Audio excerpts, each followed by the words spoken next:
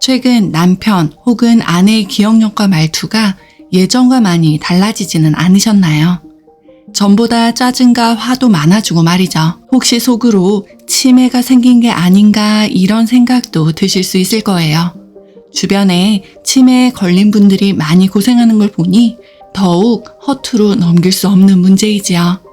그래서 오늘은 죽을 때까지 치매 없이 사는 법이라는 책을 바탕으로 무심코 넘길 수 있는 치매 초기 증상에 대해 말씀드리겠습니다. 치매가 오기 전 우리 뇌는 분명한 경고 사인을 보내고 있답니다. 이 영상만 끝까지 보시면 치매 예방을 위해 절대 섭취하면 안 되는 음식까지 한 번에 알 수 있을 것입니다. 지금 바로 시작합니다. 구독과 좋아요는 영상 제작에 큰 힘이 됩니다. 평소에 가끔씩 깜빡깜빡 한다면 치매의 1단계, 즉 증상 발현 전입니다. 치매의 모든 단계에서 공통 분모가 있는데요. 바로 불안입니다. 초기 단계에 있는 사람들도 평소에 심한 불안을 느낍니다. 인지력이 더 감소하는 것이 두렵기 때문이지요. 치매의 마지막 단계에서 오히려 불안이 감소하는데요. 이것은 자신의 상태조차 자각하지 못할 정도로 인지력이 손상되었다는 신호입니다. 어떤 연구자들은 중년에 나타나는 불안과 고집, 슬픔, 공격성 증가와 같은 심리적 변화가 인지력 감퇴의 초기 신호라고 말합니다. 혹시 내 배우자가 요즘 화를 자주 내고 신경질적이라면 주목하셔야 하는데요. 이런 증상들은 신경정신병으로 진단되는 경우가 대부분이지만 기저 원인은 신경퇴행성 또는 신경성 장애일 수 있습니다. 치매의 발생과 진행 속도는 개인에 따라 다르지만 대체로 치매는 7단계를 거쳐 진행합니다. 치매를 막고 그 속도를 늦추려면 나와 내 배우자가 어느 단계에 있는지 정확히 알아야 합니다. 물론 이 단계를 아는 것이 힘들 수 있습니다. 현실을 회피하고 싶고 치매에 관한 용어도 조금 어렵기 때문이지요. 하지만 어느 단계냐에 따라 치매의 확실한 해결책이 있으니 어렵더라도 이 영상 끝까지 놓치지 마세요. 뇌에 아밀로이드 플라크와 타우 엉킴이 쌓이고 있으나 아직 인지력 손상이나 기억력 장애가 없는 단계입니다. 이때는 뇌의 혈관 변화와 위축이 있을 수 있으나 증상이 아직 나타나지는 않습니다. 알츠하이머와 치매는 증상이 발현되기 수년 전에 이미 시작됩니다. 우리가 증상이 없다고 안심할 수 없는 이유이지요. 이 단계는 무려 20년 이상 지속될 수 있는데요. 증상 발현 전 단계의 사람들은, 즉 저를 비롯하여 지금 영상을 시청하고 있는 구독자분들은 생활습관 변화로 아주 큰 치매 예방 효과를 볼 수 있습니다. 올바른 영양 섭취는 이미 시작된 몸의 염증, 산화, 혈관 손상을 확실히 지연시킵니다. 운동은 뉴런을 다시 자라게 하고 뇌의 혈류 공급을 증가시킵니다. 영양과 운동은 함께 작용해서 우리 몸의 인슐린 저항성을 감소시킵니다. 스트레스 감소는 뇌가 스스로 치유하도록 하며 적절한 수면은 뇌의 궁극적인 해독제가 되어줍니다. 적절한 인지활동은 뇌를 회복시키고 뉴런의 연결을 강화합니다. 증상이 없다고 나는 치매가 아니야 라는 사람도 사실 치매가 숨겨져 있을 수 있으니 건강한 생활 습관으로 변화해야 하는 이유입니다. 이 단계에서는 경미한 기억력의 변화가 나타나기 시작합니다. 하지만 여전히 일상생활은 잘 할 수 있지요. 이 단계 역시 증상이 나빠지기 전까지 20년 이상 지속될 수 있습니다. 이 단계에 있다면 역시 생활습관 변화로 얼마든지 증상을 되돌릴 수 있습니다. 친구들과 가족들이 당사자의 기억력과 사고력 변화를 살며시 알아차리게 됩니다. 하지만 당사자는 그런 자신의 변화를 부인하고 가벼운 단기 기억의 문제일 뿐이라고 주장합니다. 이 단계에 특징이 있는데요. 경도 인지장애 단계의 사람들은 건망증이 많고 물건을 자주 잃어버리고 전에는 쉽게 하던 일을 힘들어합니다. 병원 병원에서 검사를 하면 평소와 다른 변화를 발견합니다. 어휘를 찾기, 계획하기, 공간 지각에 어려움을 느낍니다. 경도 인지장애 환자의 10에서 15%가 해마다 치매로 진행되는데 경도 인지장애의 50%는 결국 치매로 발전한다는 것이 매우 충격적입니다. 하지만 희망은 있습니다. 이 단계에서도 치매 증상의 진행을 되돌리는 일이 전적으로 가능하다는 것이지요. 그것도 비싼 치매 치료제가 아니라 생활 습관의 변화를 통해서이지요. 치매 예방에 대한 해답은 매우 간단하고 단순하다고 이 책에서는 말하고 있습니다. 이 단계가 평균 1에서 3년 정도 지속되니 오히려 우리에게는 치매를 방어할 수 있는 기간이 있음에 안도감을 느껴도 된답니다. 환자는 이제 인지와 기억에서 더욱더 어려움을 겪습니다. 자신의 인생을 부분적으로 잃어버리거나 일주일 전에 한 일을 기억하지 못합니다. 환자는 병원 검사에서 단어 5개를 기억하지 못합니다. 운전할 때 긴장하며 돈 관리에서 실수를 종종 합니다. 이 단계에서 공식적인 알츠하이머 진단이 내려지는 경우가 많습니다. 많은 환자들이 이때 사회적 관계를 멀리하고 집에만 있는데요. 이 단계도 평균 2, 3년 지속됩니다. 알츠하이머로 진단되었으니 집안에만 웅크려 죽음만을 기다려야 할까요? 대답은 단연코 아닙니다. 이렇게 심각한 상황에도 불구하고 역시 생활습관 교정으로 변화할 수 있다고 하는데요. 정말 안심이 되죠. 이 단계의 환자들은 어떤 형태로든 불안이 있습니다. 그러므로 불안감을 줄여주는 스트레스 조절이 특히 중요한데요. 환자의 수면 습관이 급격히 변화하는 경우가 많기 때문에 회복 수면 또한 매우 중요합니다. 4단계에서 가장 중요한 것은 사회활동을 멈추지 않는 것입니다. 두려움으로 집안에만 웅크려 있지 말고 적극적으로 사람들과 교류해야 합니다. 만약 그렇지 않으면 오히려 인지력 감퇴가 더욱더 빨라집니다. 이 단계의 환자는 주변의 도움이 반드시 필요합니다. 정신착란이 확연해지고 전화번호, 주소를 점점 더 기억하지 못합니다. 세수나 양치질을 잊기 때문에 때맞춰 알려줘야 합니다. 불안이 좌절과 분노로 나타나기도 합니다. 이때도 환자의 불안감을 줄이는 것이 매우 중요한데요. 뉴런 연결을 유지하고 튼튼하게 해주는 인지활동과 사회활동이 도움이 됩니다. 규칙적인 운동도 빼놓을 수 없는데요. 5단계를 시작으로 남은 기간 동안 알츠하이머 환자는 낙상과 골반 골절의 위험이 3배나 높습니다. 하지만 적절한 운동으로 근력과 균형감을 유지하면 부상의 위험이 현저히 감소하고 인지 건강 역시 좋아집니다. 이후 6단계 심각한 인지장애와 7단계 치매의 마지막 단계인 후기 중증 인지장애 과정이 있습니다. 책에는 이 과정에 대해서도 자세히 설명하였는데요.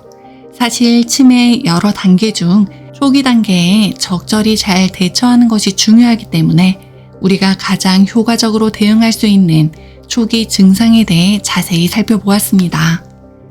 6단계, 7단계는 이미 손쓰기 어려운 단계이기 때문에 우리는 가급적 초기에 미리 인지하여 치매 증상을 되돌리는 것이 무엇보다 중요하기 때문이지요. 치매를 받아들이는 것이 처음에는 어려울 수 있습니다. 그것이 내가 되었든 가족이 되었든 마찬가지이지요. 하지만 치매는 부정할 수 없는 현실입니다. 정확히 나와 나의 가족의 현실을 알아야 치매를 지금이라도 미리 피할 수 있습니다. 그리고 그것이 충분히 가능하다고 책에서는 거듭 강조합니다. 정말 다행인 것은 우리의 뇌는 우리의 생각보다 훨씬 강인하고 정교한 놀라운 생명체라는 것입니다. 신경과 전문의인 저자는 알츠하이머 치료에 관한 현대의학은 근본적으로 잘못 접근하고 있다고 말합니다. 알츠하이머의 경우 아밀로이드와 타우가 이 질병의 원인이 되는 것은 맞으나 이것뿐만 아니라 동시에 진행되는 다른 문제들까지 복합적으로 연결되어 있다고 말합니다. 몸의 염증, 산화작용, 포도당 조절 장애, 지질 조절 장애가 그것인데요. 그래서 단지 아밀로이드를 제거한다는 것이 이 병을 치료하는 것인가 라는 것에 의문점을 제시하는 것이지요. 저자는 여러 연구를 바탕으로 인지력 감퇴를 치료하는 방법은 의학적 치료보다 생활습관 개선에 그 근본이 있다고 말하는데요. 모든 만성질환의 기저 원인을 파고 들어가면 맨 아래에는 결국 나쁜 습관이 있다고 설명합니다. 그리고 그 생활습관을 개선한 사람은 치매를 포함하여 모든 종류의 만성질환이 줄어든다고 말하지요. 저자는 비타민이나 뇌 영양제 같은 것에 해결책이 있다고 믿고 저명한 의사를 찾아가는 환자들에게 이렇게 말합니다. 진짜 해결책은 냉장고에 있으며 규칙적인 운동에 있다고 말하지요. 그리고 뇌 건강을 위한 유일한 솔루션은 생활습관 개선이라고 재차 단언합니다. 그리고 누구나 건강한 삶을 영위할 충분한 절제력과 동기가 있다고 가만히 다독입니다.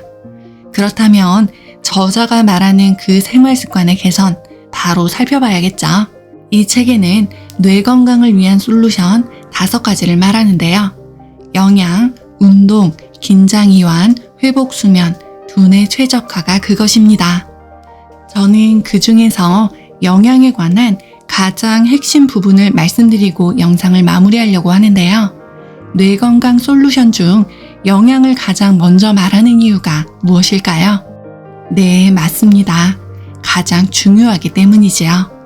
음식은 우리 몸과 뇌의 운명을 결정합니다.